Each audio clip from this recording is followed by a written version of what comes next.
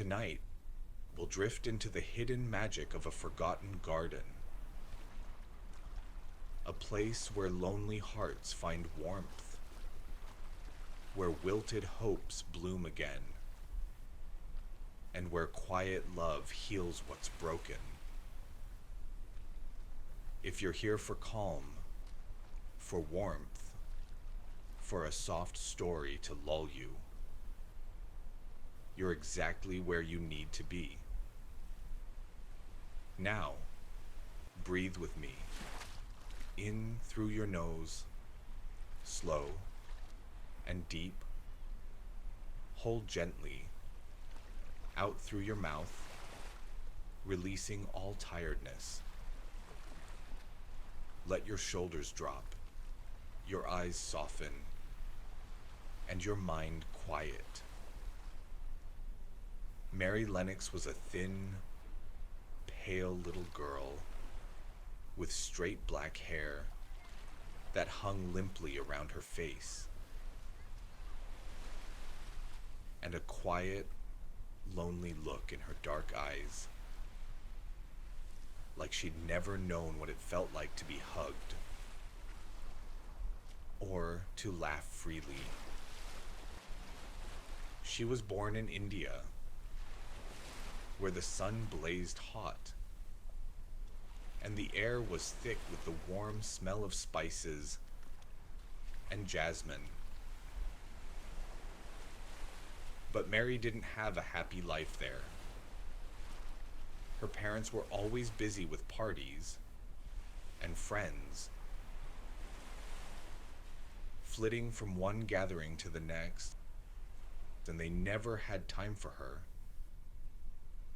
never held her hand, never kissed her forehead, never whispered kind words.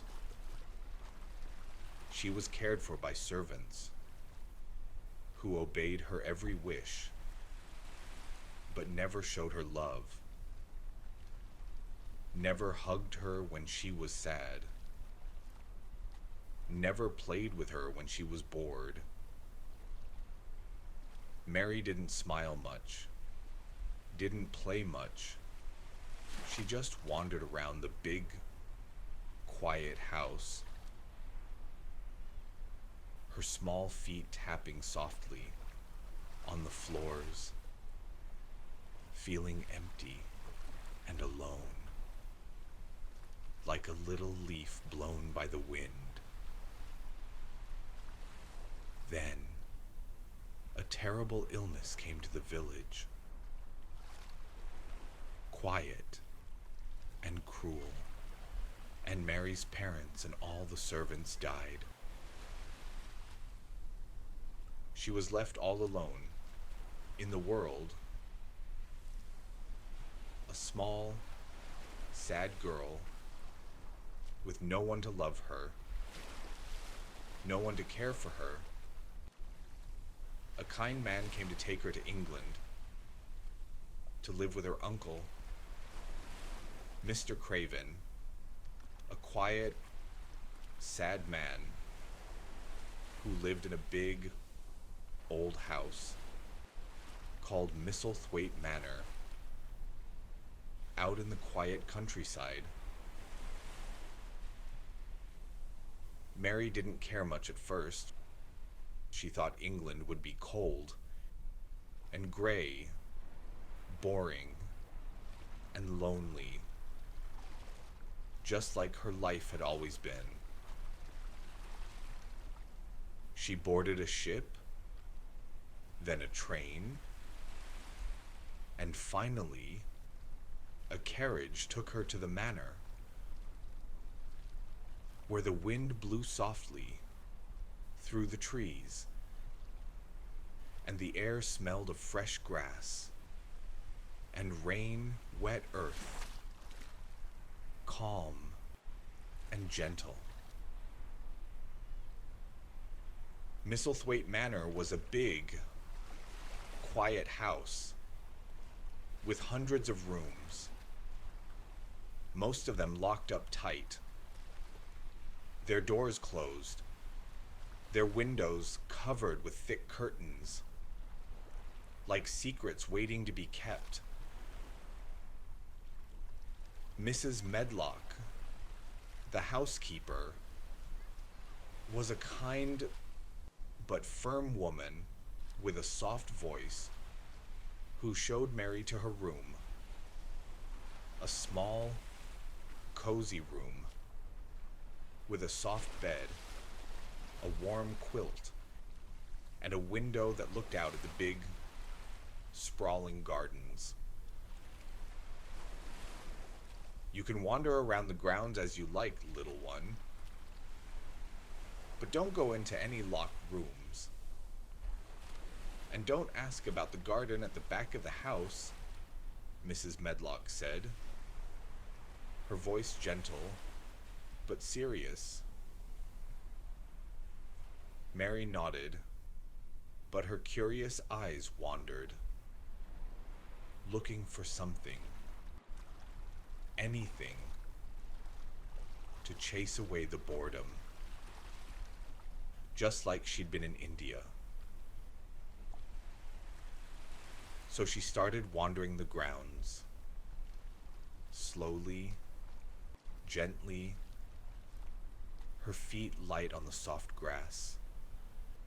She walked past flower beds where weeds grew tall, past old trees with thick branches, past a small lake where ducks floated softly on the water,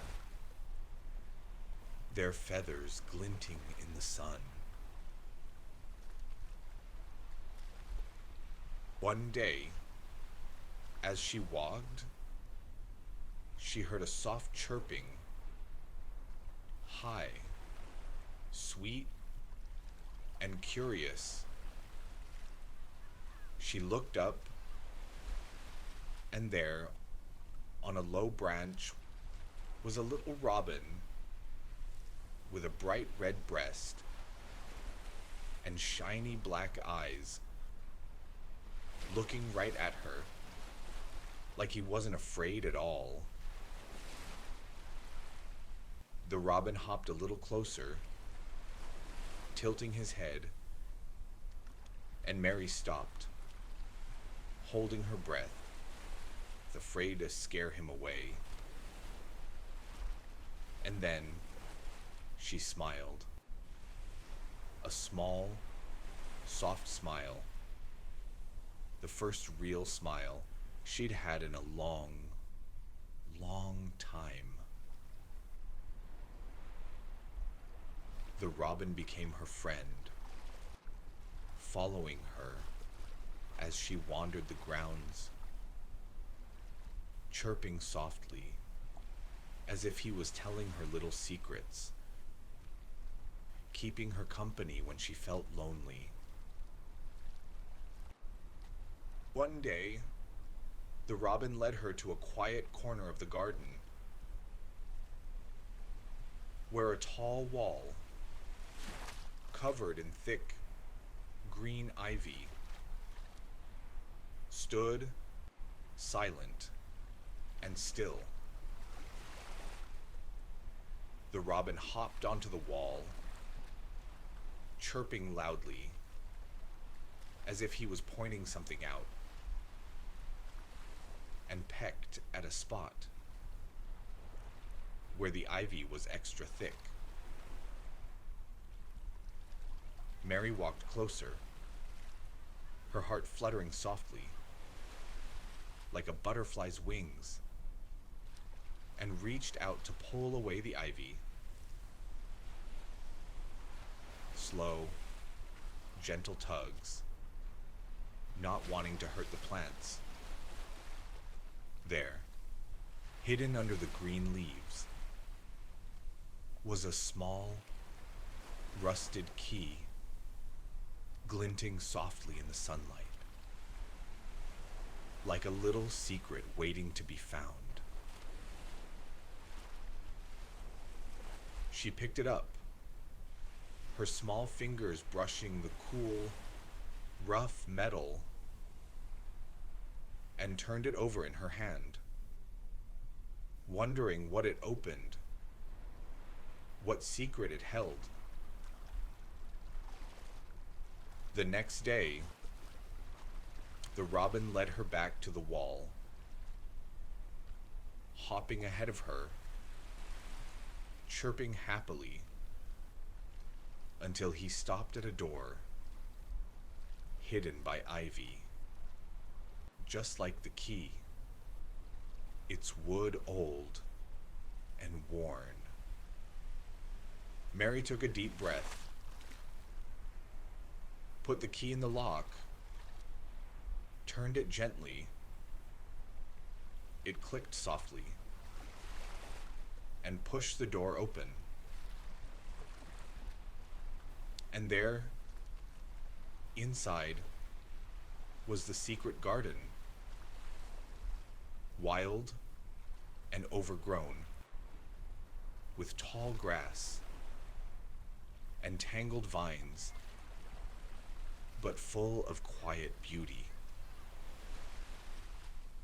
Flowers peeked out from under leaves. Birds sang softly from the trees, and the air smelled of damp earth and sweet, blooming flowers, warm and comforting. Mary stepped inside, her feet sinking into the soft grass, and felt something she'd never felt before. Warmth in her chest, a soft spark of hope, a quiet joy that made her eyes shine.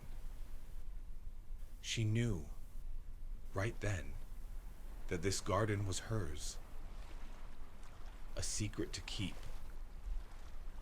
a place to tend to, a friend to love. As Mary visited the garden every day,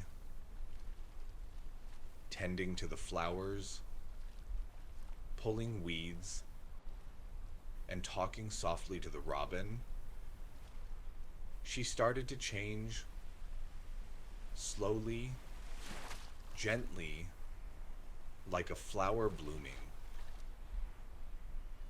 She walked more, her legs growing stronger, her cheeks turning pink from the sun,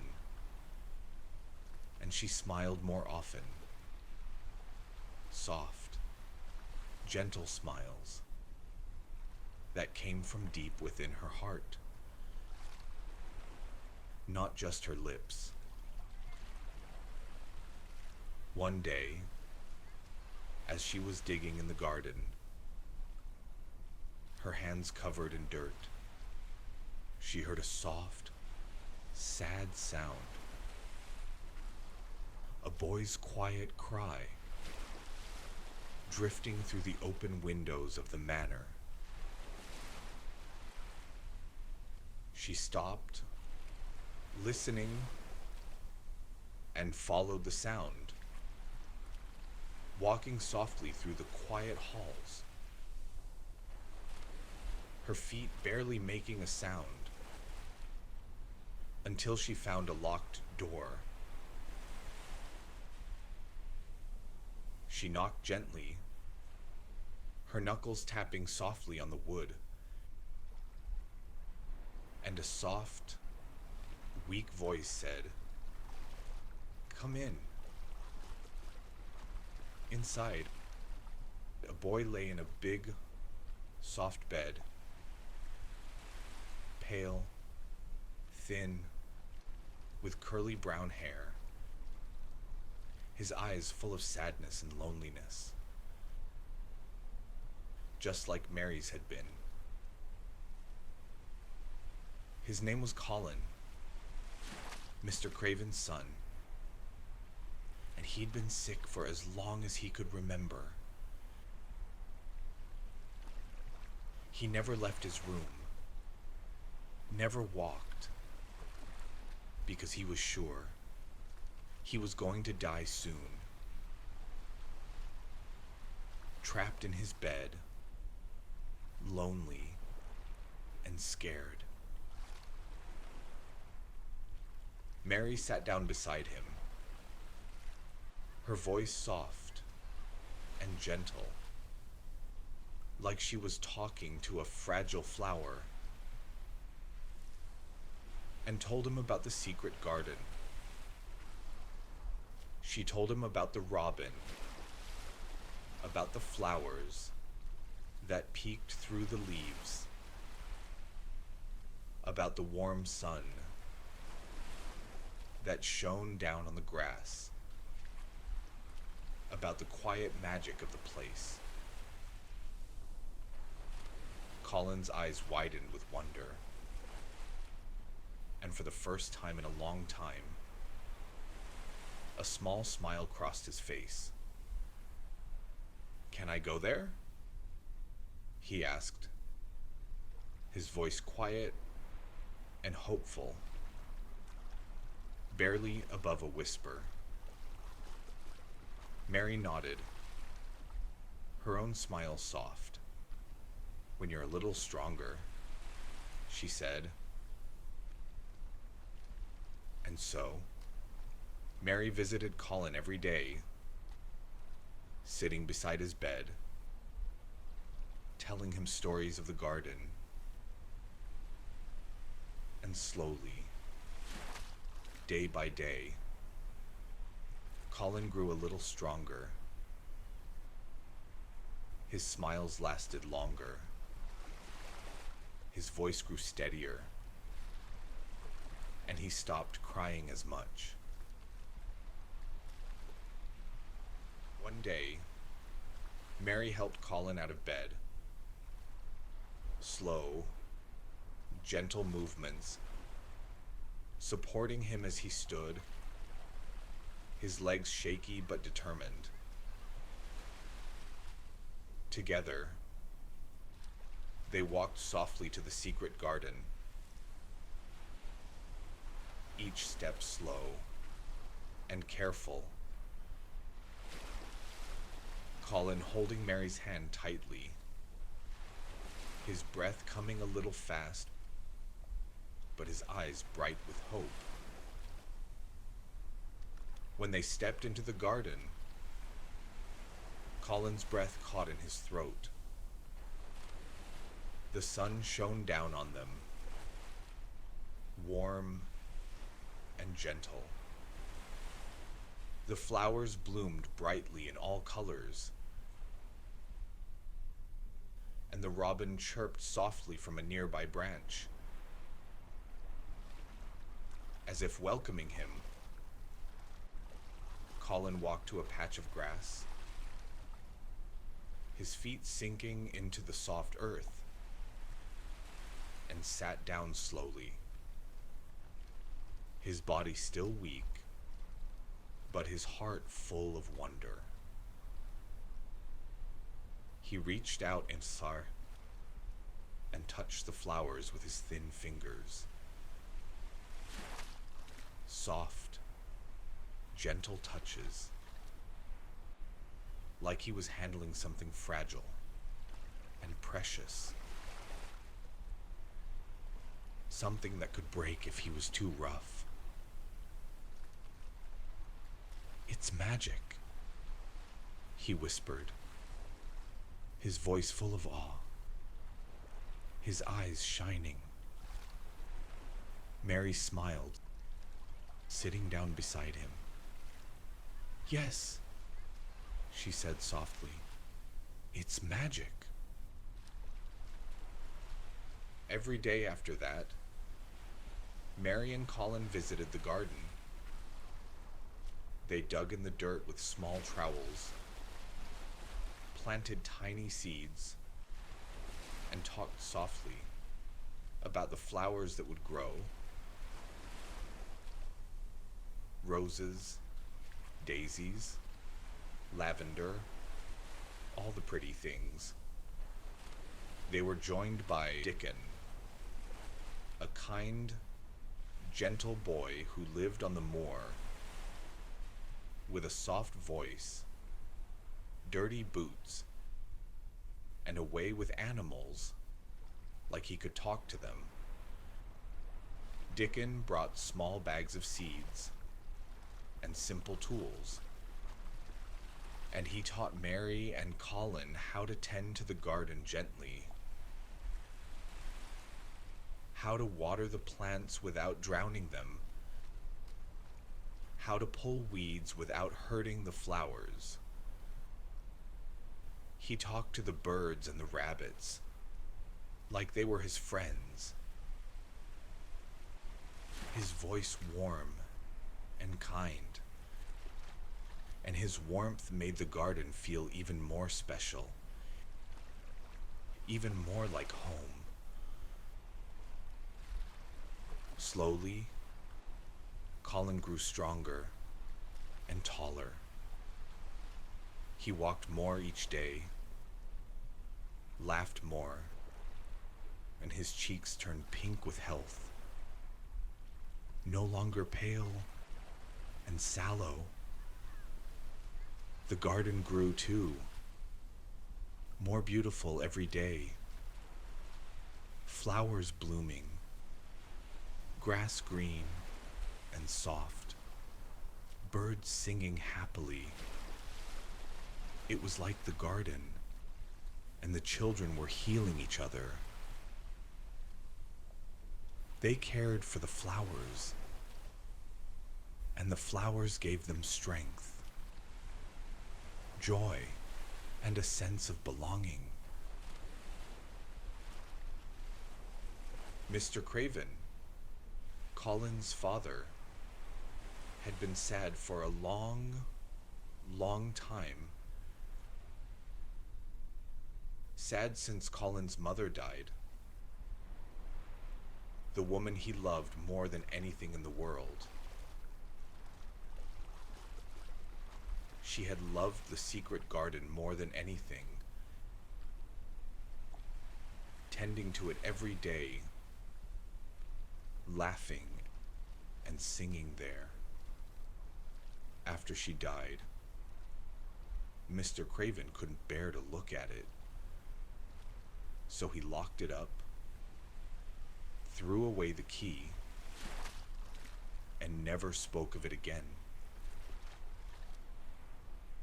He traveled far away, going from place to place, trying to escape his sadness. But he could never find peace. His heart was always heavy,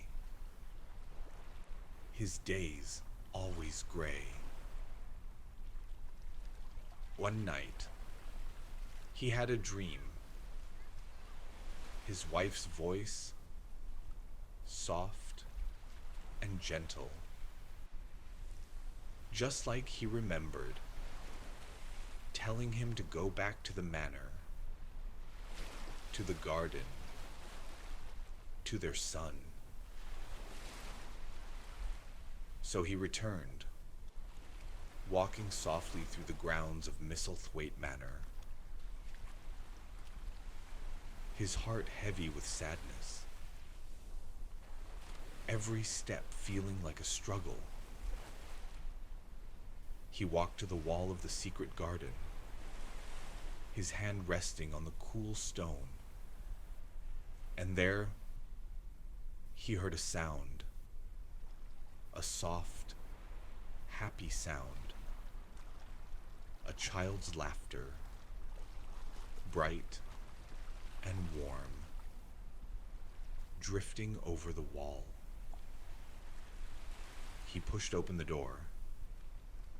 It was unlocked now, left open for the children, and there he saw Colin, standing tall, smiling, playing in the garden with Mary and Dickon, his face pink and healthy, his eyes full of joy.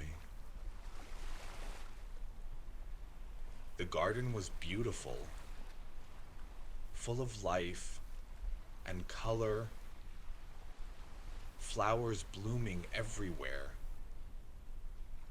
birds singing in the trees. Colin was healthy, happy, alive. Nothing like the sick, sad boy Mr. Craven had left behind. Mr. Craven's heart filled with warmth, his sadness starting to melt away.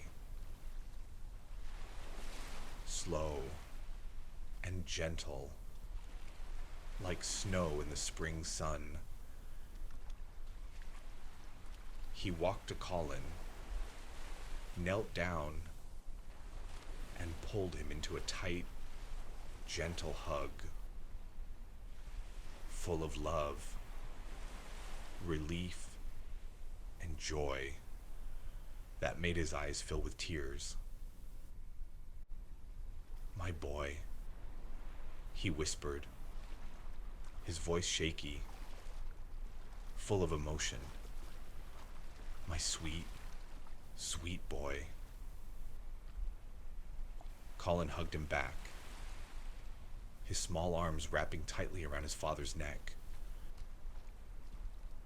smiling. And in that moment, the secret garden had healed them all. Mary, Colin, Mr. Craven, with its quiet magic, its warm sunlight, its sweet flowers, and its endless love. And that's the story of the secret garden. A story of quiet magic, of gentle healing, of love that grows when you tend to it slowly, gently, with care. Mary was lonely, and she found warmth. Colin was afraid, and he found strength. Mr. Craven was sad, and he found peace. And maybe, just maybe, there is a secret garden inside your heart too. A quiet place where you can rest, where you can heal, where you don't have to try or fix anything at all. You don't have to be strong. You don't have to be perfect. You don't have to hold it together. Right now, you can let go. Let the day fade away, like sunlight leaving a garden. Breathe in slowly, and breathe out. Feel your body sink. Heavy, safe, supported. Nothing needs your attention now. Nothing needs to be decided. Just rest. You are loved. You are safe. You are enough. Let sleep come softly, like petals falling, one by one.